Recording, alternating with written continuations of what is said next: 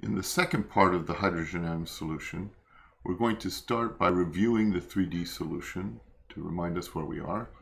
Then we'll determine the polynomial recursion equation, how the polynomial has to be cut off to maintain integrability, just like in the harmonic oscillator. And finally, we'll look at the quantum numbers for the hydrogen atom. So the angular solutions, remember, are spherical harmonics.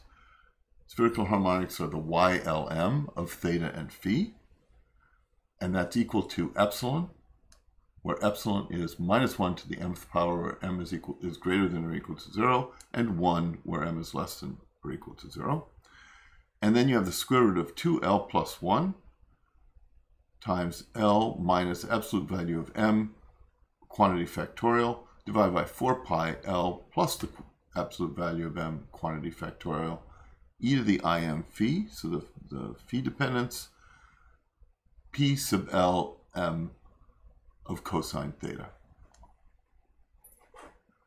where l is equal to 0, 1, 2, 3, is the azimuthal quantum number, m, which goes from minus l to l by 1s, so minus l, minus 1, all the way to l minus 1, and then l is the magnetic quantum number. The radial solutions, capital R of R, are equal to U of R, which depend on the potential. And they satisfy the equation for U, which is given by this, minus 2h bar squared over 2m, d squared u dr squared, plus v of r, plus h bar squared over 2m times l plus 1 over r squared, all times u, is equal to E times u. And we've solved this for the particle in a bubble, spherical bubble, but we're in the middle of the solution for the hydrogen atom. For the hydrogen atom, we have the Coulomb potential, which we had the last time, e to the minus e squared over 4 pi epsilon naught times 1 over r. We put this into the radial equation, applying substitutions that look like kappa is equal to square root of 2 minus 2m e over h bar, where e is negative. Rho is equal to kappa r. Rho sub 0 is m e squared over 2 pi epsilon naught h bar squared kappa. And we get a differential equation for u, which is d squared u d rho squared is equal to 1, the quantity 1 minus rho sub 0 over rho, plus l times l plus 1 over rho squared, all times u.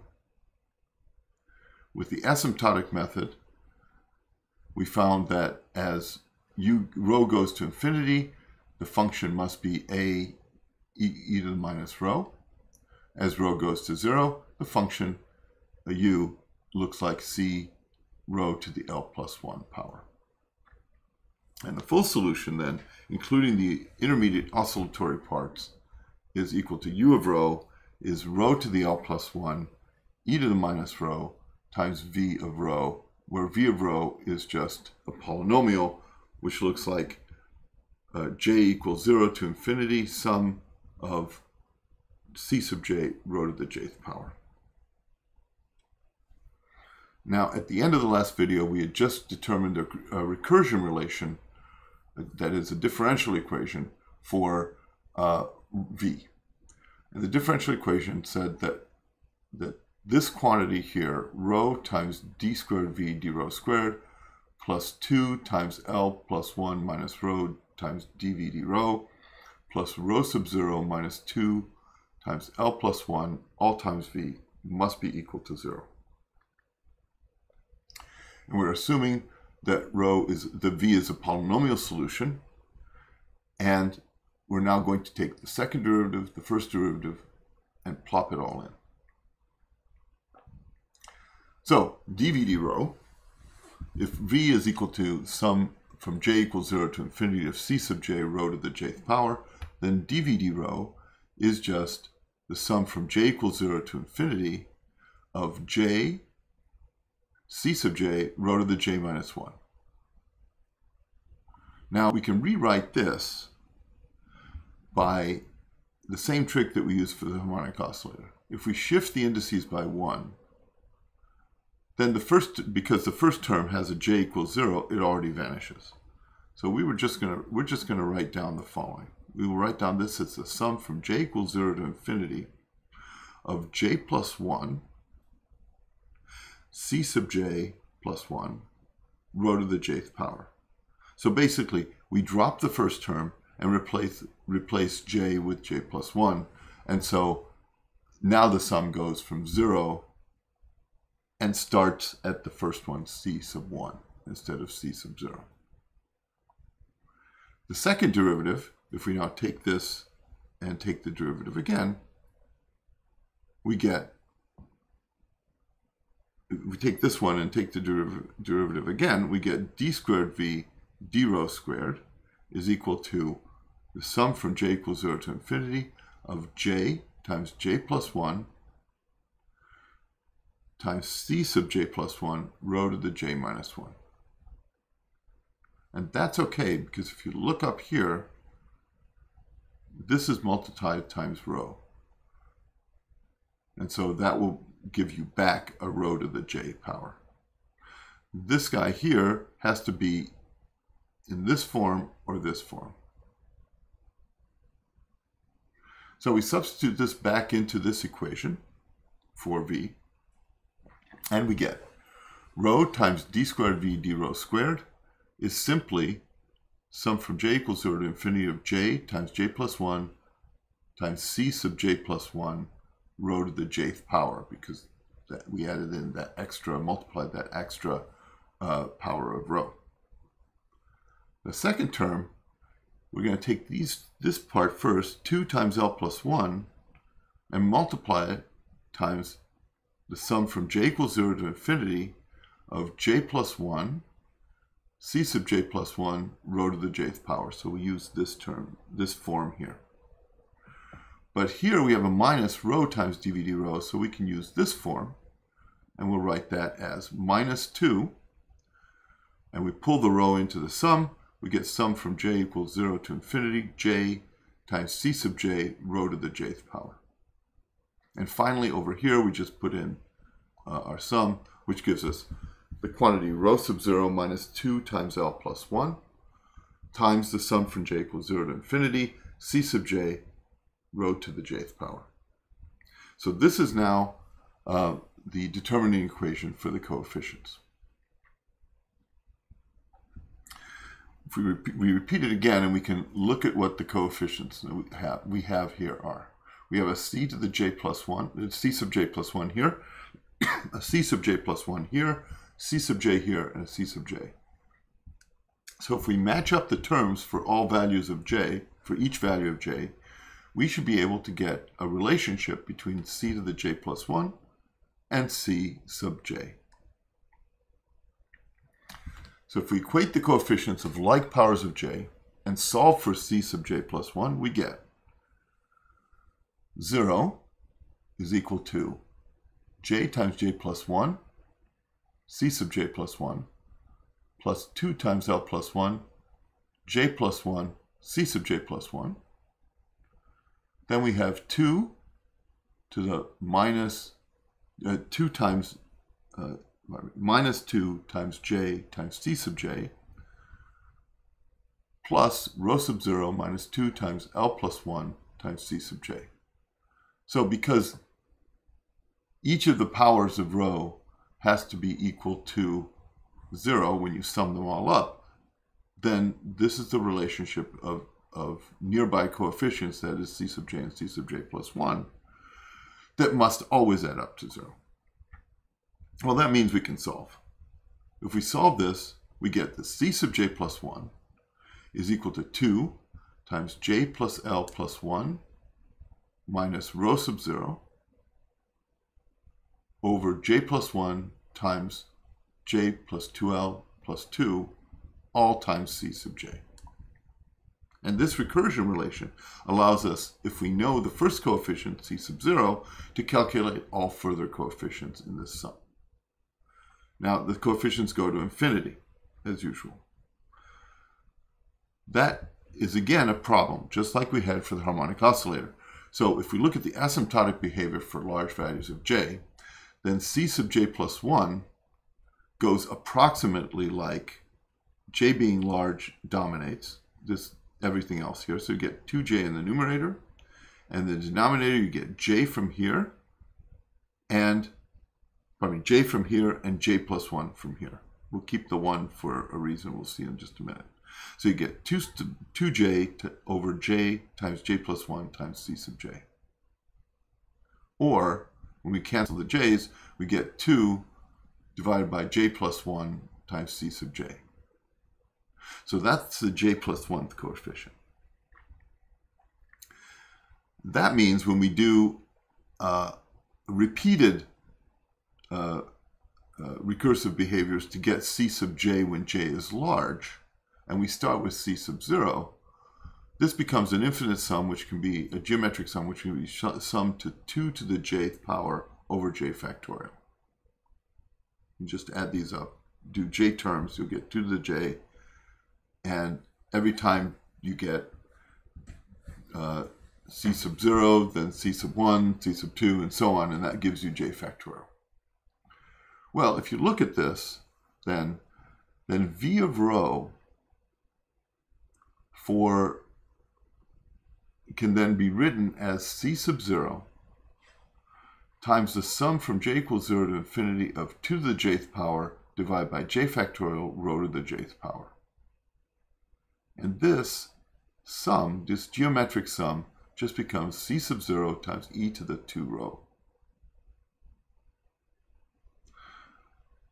So that means that u of rho becomes c sub 0 times rho to the L plus 1 times e to the minus rho, but e to the 2 rho gives us e to the rho power. And this blows up at infinity when j is large. So we have a problem. Just like in the harmonic oscillator, we have to limit the sum, and we have to have some point where the coefficient goes to 0. Fortunately, we can do that because there's a minus sign in the numerator. So we have to limit this sum by setting a maximum value of j such that c sub j max plus 1 is equal to 0, and it always terminates. Well, you can easily do that by setting rho sub 0 equal to 2 times j plus L plus 1. And that means that when this is equal to 0, then c to the j plus 1 is equal to 0. So you can see that j max has to be constrained by setting this numerator equal to 0. And so you have 0 is equal to 2 times the quantity j max plus L plus 1 minus rho sub 0. Or, if we define a principal quantum number called n, we get that n is equal to, because these are all integers, is equal to j max plus L plus 1. These are all positive. You always get a positive value for this, times 2. So rho sub 0 is then equal to 2n. And that's our quantization condition. And it also limits the sum and the coefficients. So now if we look at the energy, remember the energy was related to rho sub 0 and kappa. So the energy is E is equal to minus h bar squared kappa squared over 2m, which is equal to minus 4 me to the 4th divided by 8 pi squared epsilon 0 squared h bar squared rho sub 0 squared. And E sub n then is equal to, when we substitute in for rho sub 0, we get the following, and do a little bit of algebra. We get that E sub n is equal to minus, it has to be negative, the quantity m over 2h bar squared times E squared over 4 pi epsilon naught quantity squared, all times 1 over n squared. Rho 0 is equal to 1 over 2n. Is equal to 2n. So rho 0 squared gives us that 4n squared. So we've just factored this out a little bit. Well, this is a constant. We'll call that e sub 1 with a minus sign. So e sub 1 is negative, divided by n squared.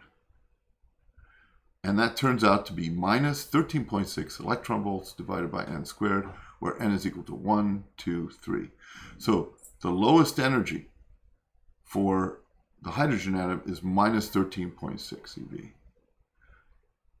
The next higher state with n equals 2 is 4 times less, the magnitude's 4 times less than that, so it's higher up in energy. Remember, these are all negative. So let's take a look at these quantum numbers. From the defining relation for J max, it's possible to obtain some constraints for L, right? So we've already have a constraint for M, because M goes from minus L to plus L by 1. But now, because we have a maximum value of J, plus L plus 1 is equal to N, once we set N, we have now limited L. So let's rewrite L equals N minus 1 minus J max. So if N equals 1, then L and J max both must be equal to 0. If N equals 2, then you have 1 minus J max is equal to L, and L can be at most N equals minus 1, N minus 1, when J max is equal to 0. So when J max is equal to 0 and N equals 0, equals 1, then L has to be 0. When N equals 2, then this quantity is 1, and J max is equal to, can be 0 or 1. If J max is equal to 0, then L can be 0, then can be 1. If J max is equal to 1, then L has to be 0. When N is equal to 3, then J max can be 0, 1, or 2, and L is similarly 0, 2, 0, 1, or 2. 1, 0, 2, 0, 1, 2, 1, 0, rather. And so, in general, N is equal to 1, 2, and so on. L goes from 0, 1, all the way to N minus 1. So when N is equal to 1, L equals 0, N is equal to 2, L can be 0, 1, N equals 3, 0, 1, 2, and so on. And M goes from minus L to plus L by 1. So it's 0, plus or minus 1, plus or minus dot, dot, dot, to plus or minus L. So the energy depends only on N. And so a state with a value of N equals 2 has 2 possible values for L with the same energy. And then the state with L equals 0 has 1 possible value of M. And the state with L equals 1 has 3 possible values for M. So for N equals 2, you have 4 states. 4 possible states. For N equals 1, you have 1 possible state. So the degeneracy of a state E sub N is equal to N squared. And you can write that as the sum from L equals 0 to N minus 1 of 2L plus 1, because every state L has 2L plus 1 degeneracy, and L goes from 0 to N minus 1. But as I've shown for N equals 1 and N equals 2, this is just equal to N squared. So the degeneracy is N squared fold. So the state with N equals 3 has 9 degenerate states. So if we recall the definition for rho sub 0, which is rho sub 0 is equal to me squared over 2 pi epsilon naught h bar squared kappa, that was also equal to 2n. Then we get that kappa is equal to minus me squared over 4 pi epsilon 0 h bar squared times 1 over n.